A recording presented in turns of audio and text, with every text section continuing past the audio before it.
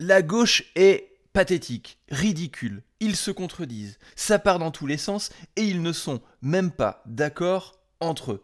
On va écouter ce que Marine Tondelier a à dire à l'instant et tu vas voir que rien que ses propos sont déjà contradictoires avec leurs convictions politiques. Je ne sais pas si un seul politique de ce pays peut être optimiste en ce moment. Ce serait assez irréaliste et même déplacé dans un contexte où on s'enferme progressivement dans une impasse institutionnelle et dans un contexte où la France n'a toujours pas de budget, ce qui va poser de graves problèmes économiques et sociaux. Mais qui c'est qui a voté la censure dernièrement? Qui c'est qui a fait en sorte de faire perdre plus de 1 mois et demi aux Français, d'avancer dans le domaine des négociations sur tous les sujets économiques et sociaux en France? C'est son groupe politique, c'est les écologistes qui ont voté la censure, c'est le NFP qui a voté la censure, c'est le LFI qui a voté la censure, c'est toute la gauche communiste de France qui a voté cette censure. Et aujourd'hui, ils se plaignent qu'on va peut-être avoir un petit problème de budget. Non mais c'est pas de la rigolade ça, c'est pas de la contradiction avec les valeurs qu'ils mettaient en avant. Ils se sont vantés, ils se sont félicités, ils se sont tous encouragés pour pouvoir voter cette motion de censure. Et aujourd'hui, ils sont complètement en PLS.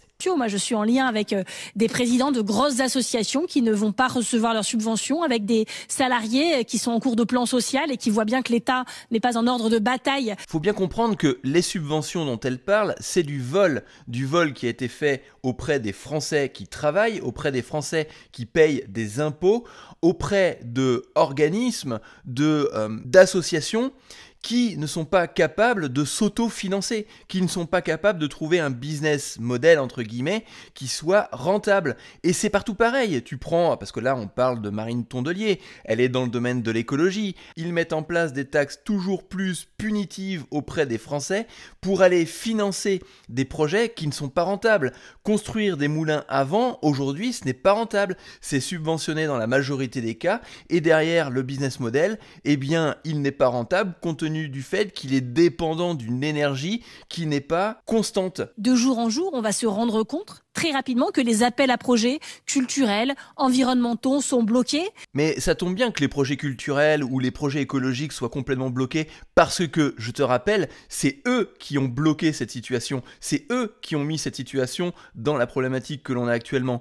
Et je trouve ça tout à fait normal qu'aujourd'hui, on s'aperçoive que ces solutions n'apportent rien de bon à la France, si ce n'est que augmenter la dette de l'État, augmenter les impôts des Français, augmenter les taxes des Français pour financer des projets qui ne sont pas rentables, et s'ils ne sont pas rentables, dans ces cas-là, on doit arrêter de les financer. D'un côté, on va baisser les impôts, de l'autre côté, on va faire des économies. Les solutions, elles sont simples, elles sont basiques au niveau des économies que l'on peut faire sur l'État. Une France sans budget, c'est quand même une France compliquée. Évidemment qu'on doit tout faire pour trouver une solution. C'est notre rôle de responsable politique. Dans le mot responsable politique, il y a le mot responsable, mais on peut pas on peut être responsable pour deux, mais c'est quand même mieux quand on est responsable à deux. Oh là là, je sais pas ce qu'elle nous a fait là. Elle est partie complètement en vrille. Bon, c'est pas bien grave. On va partir du côté de son ami Cocorico, donc Aurélien Lecoq, qui lui-même a le temps en fin de compte de passer son temps à la télé, puisque à première vue ces influenceurs ne savent faire que ça pour pouvoir propager leur propagande communiste, et on va écouter ce qu'il a à dire lui aussi quoi. Aurélien Lecoq, vous avez entendu peut-être la fin de l'interview de Marine Tondelier qui était avec nous juste avant. Elle dit il faut discuter, il faut négocier. Ça ne doit pas être la gauche du tout ou rien, comme le disait également Olivier Faure. Vous êtes la gauche du rien, vous, c'est ça ? Ouais, carrément, c'est la gauche du rien. On ne fait absolument rien de bien, on ne fait rien pour les Français, mais par contre, ce qu'on sait faire, c'est se gaver sur leur dos.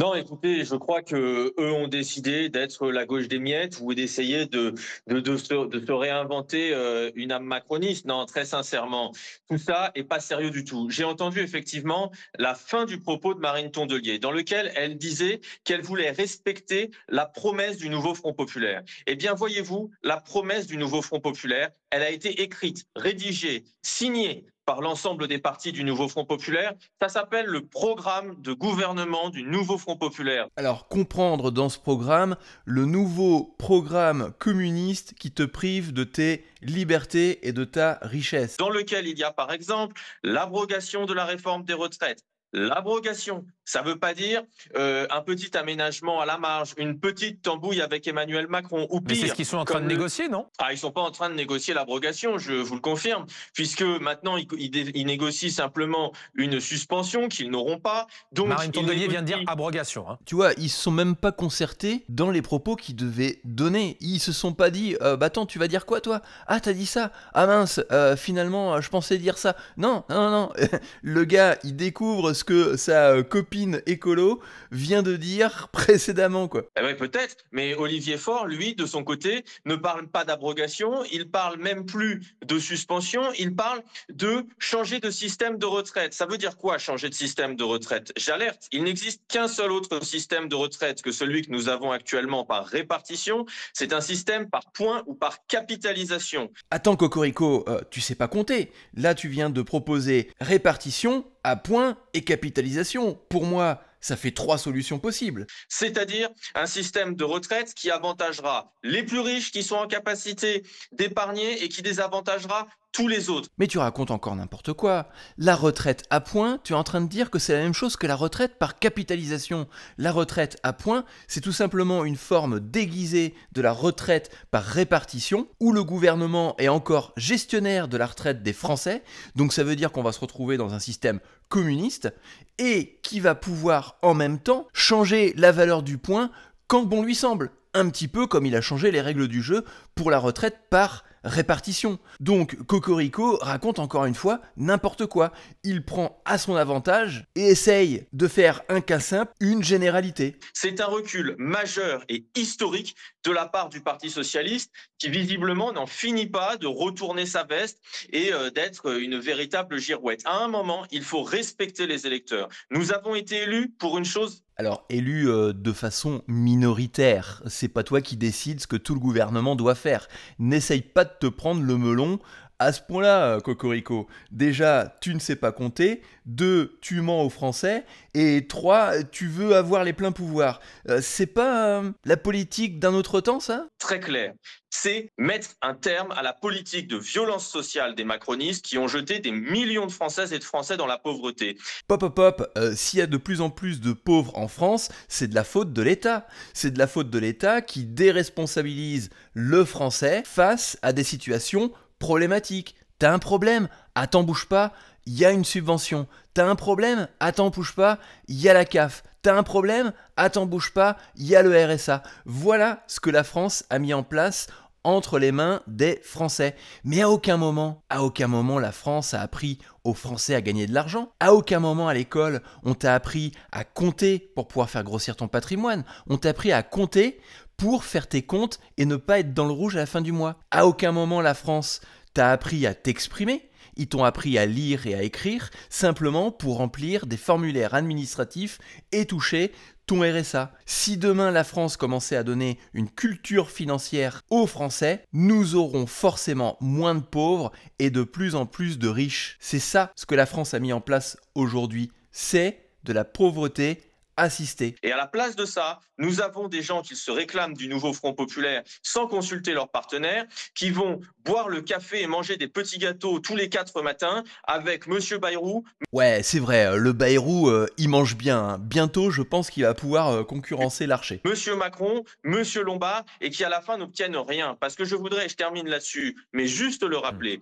Ils sont allés voir Monsieur Macron pour lui demander un Premier ministre du nouveau Front populaire. À la fin, ils ont eu le premier des macronistes, Monsieur Bayrou. Ils sont allés voir Monsieur Bayrou pour lui demander un gouvernement qui ne soit pas avec des personnalités de gauche ou que sais-je. Ouh là là, il est en train de nous faire une Marite Tondelier aiguë. Il sait plus quoi dire parce que là, il s'est emporté, il s'est enflammé.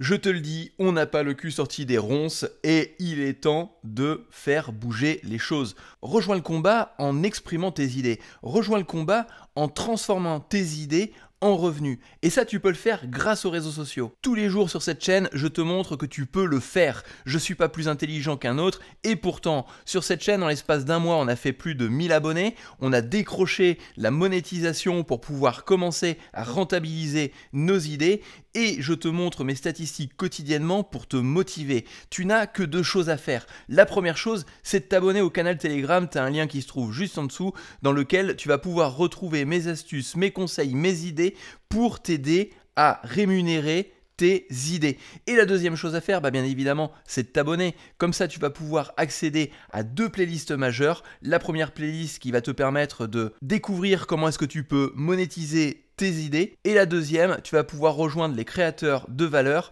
et ainsi profiter d'un ensemble de formations pour découvrir le monde merveilleux de la création de contenu. Et en attendant, ne te laisse pas faire, exprime-toi dans les commentaires.